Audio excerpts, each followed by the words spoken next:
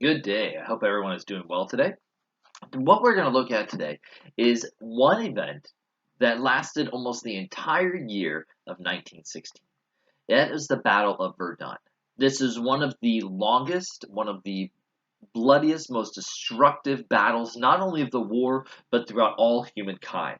A single battle that lasts from February to November, almost 302 days, a single battle takes place. We're going to go through here and look at this, some of the preparation and the situations that take place. Obviously, I'm not going to be able to go through and explain every single aspect of this because it lasted for so long. But we are going to focus a lot on this. What was the point? What was the goal of this battle? Who attacked whom? And then in the end, what were the results? All right, let's go ahead and get started. The war had been raging for almost a year and a half.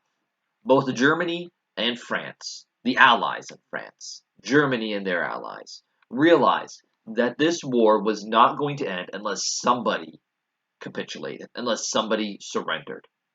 Now, we have seen already in this war, and the countries that were fighting this saw this as well, that the opponents that they were fighting and they themselves were different than anybody else had been up to this point. As I mentioned, there are very few empires throughout the world, nations, countries, however you want to look at it, that could truly take a punch in a battle or in a war, lose massive amounts of men and supplies, and then turn around and keep fighting. But now we see in this war that that's exactly what happened. Hundreds of thousands of casualties, hundreds of thousands of deaths have already taken place in this year and a half that is here. The machines control the battlefield. Humans, yes, are the ones operating the machines, but whoever has the better machines usually wins the battle.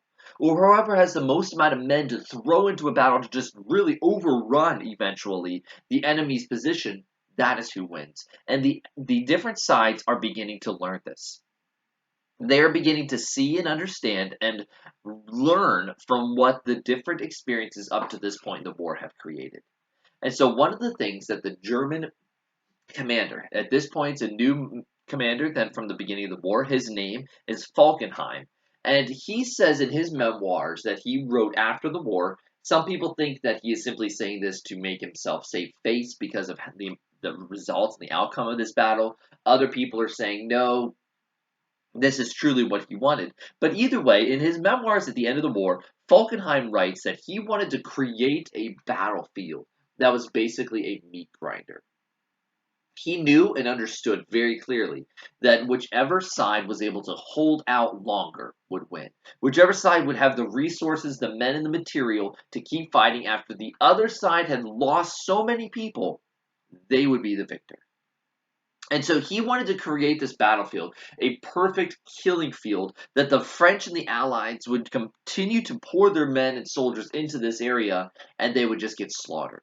That's what he was hoping for, is what he says in his memoirs. And he does this by setting up and preparing for a battle at a territory called Verdun. Now, the preparations that the Germans had for this could not be hidden. They are wanting to set up a major situation here, what could be a major advance, a major attack, whatever it may be. It's a pretty big undertaking that's going on here. So they begin stockpiling munitions. They begin stockpiling guns and weapons and cannons, artillery pieces, bullets, and everything that they would need there. They start building factories close to the front. They start building underground bunkers that can hold over 1,000 soldiers while they're resting. They build 10 brand new railroad lines just to bring equipment to the front, to where this is happening. Eventually, the French realize what's going on. They pick up on this. They know something crazy is going to happen here at Verdun. And while the Germans are continuing to stockpile all of their resources, the French began moving their resources there as well. In the end, it didn't really matter with what was going on there because if Falkenhayn was able to get his true desire, those men that they were funneling in there would get slaughtered anyway. So the plan was that on February 21st, the German guns would begin to fire.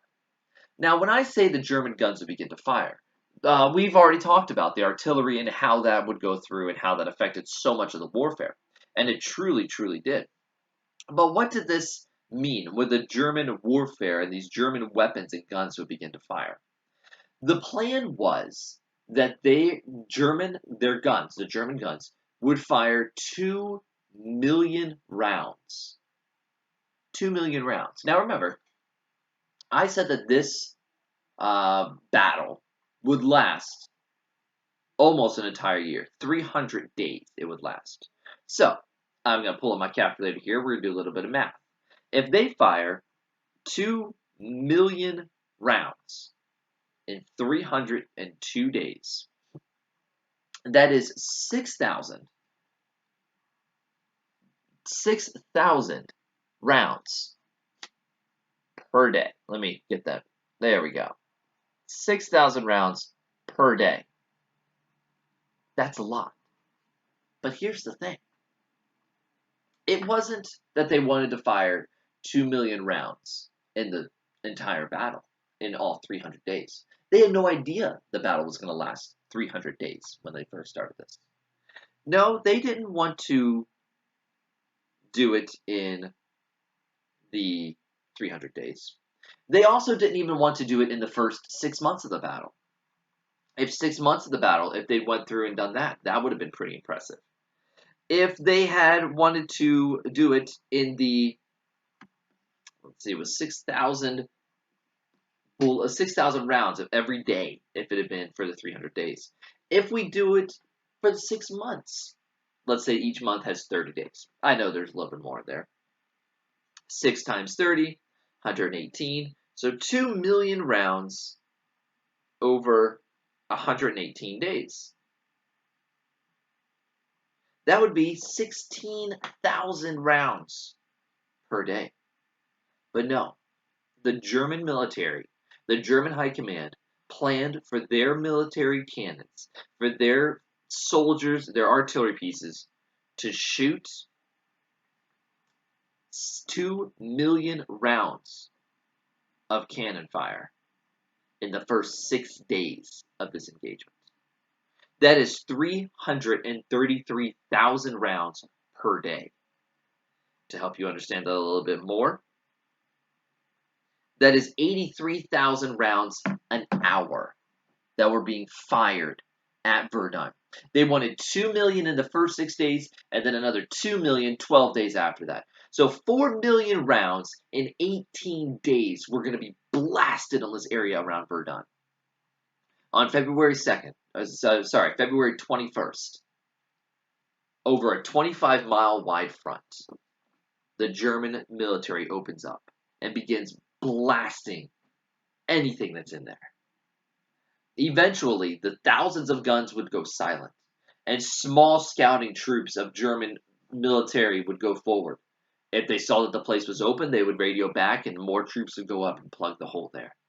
If they saw that the guns did not destroy everything, they would retreat, let the artillery know where the situation was, and they would continue to fire. Eventually, this battle would become known as a bone mill, where soldiers were no longer individuals, they were simply numbers to be put inside of the battlefield of what take place here. Newer technologies had also been used. We'd already talked about gas and the effect that had. Now, instead of simply opening canisters, they had figured out ways to put the gas inside of shells. So when the shell went and landed and exploded, the gas would be released on the explosive point there. Also, flamethrowers were introduced at this point, adding to the carnage. The amount of earth that was churned up from all of this was devastating. There were many, many stories of soldiers going to the front, and if they stepped off this very narrow plank path that had been created, they would fall into waist-deep mud. Now, this wasn't like walking through a creek or a pond, and their foot, you kind of lose your shoe in the bottom of the pond, and the water's up to your waist. No, the mud itself was waist-deep. And the problem is that if you got stuck in this mud, chances were you were not getting out. You could not dig yourself out. Because as soon as you dug to get the mud out from away from you, more mud would fill the hole there. You couldn't get soldiers to pull you out because the suction that the mud created, just like if you lose your shoe at the bottom of a pond, the suction that pulls your shoe off of your foot, that same suction is holding the entire half of the bottom of your body. It can't happen there. There was one report that a soldier, for however it happened, we don't know, was off the plank road and was about waist deep, and nobody could get him out. They couldn't. They couldn't. It was impossible to pull him out without killing him or injuring him. And he was stuck waist deep when the soldiers were going to the front of the Battle of Verdun. Well, the soldiers and the commanders realized that if we want our men to be able to continue to fight, they cannot stay in these conditions. They can't stay at the front for months and months on end with the bombardment and the death and the gas and the machine guns and all this here. So they would constantly rotate their soldiers from the front lines to the back lines, and then the back line soldiers would move to the front so that the ones that were at the front could rest. Well, this one soldier went to the front and passed this man who was buried half up to his waist in the mud. And he was slowly sinking. A week later, when the same soldier walked back through, the man had sunk all the way up to his shoulders, and he had gone insane because of being in those conditions. This was a brutal, brutal situation of Verdun. The mass casualties that the Germans were hoping to deliver, they did. When all of this was said and done, in the 300 days it was fighting, 70,000 casualties a day took place here. Remember, casualty means that they're not battle ready. That is basically 2 men per minute were taken out of battleness ready. In the end, after almost an entire year of fighting, this battle itself stopped. The lines basically did not change. The Germans had made a few advances at the beginning, but counterattacks by the French and Allies had pushed them back. Almost 1 million casualties, hundreds of thousands dead, millions of shells being fired. Actually, in the area around Verdun, even today, they're still digging out shells from the battles of World War I, from the Battle of Verdun. They don't believe that they'll be done pulling shells and things out of the ground for the next 150 years, which is a lot of going on. And some of them didn't explode when they were fired back then. Now, when they were going through, sometimes they explode when a farmer hits them with a plow or something like that. So the results, basically nothing changed. The results, thousands of people were dead, millions of dollars gone. The results, the war would last longer. France would begin to bend, begin to break a little, realizing they couldn't continue with this. The results, the Germans realized they might not come out as the winner of this war. So now they sit there, and now they wait. And that'll bring us to the next video of the year of 1917, where everything changed. Have a good day. I hope you enjoyed today's video. As I mentioned at the beginning of this video, it's not a very long one, and there is in no way, shape, or form that I did justice to the men and sacrifice that were given to this battle. Unfortunately, with it being so long, I had to just kind of glaze over a lot of things with it, and as I mentioned, it's a shorter video, and I couldn't cover everything, but I hope you enjoyed it, realizing that these were real individuals, real circumstances, real situations that they found themselves in. With our next videos, they'll be going through probably only about 3 or 4 more for this series on World War I. Feel free to do some extra research on your own. I know there's a lot of things that you can look up and find and just really educate yourselves with that. Nothing says that you can't keep learning even after you watch these videos. No homework again for this evening. Have a great time.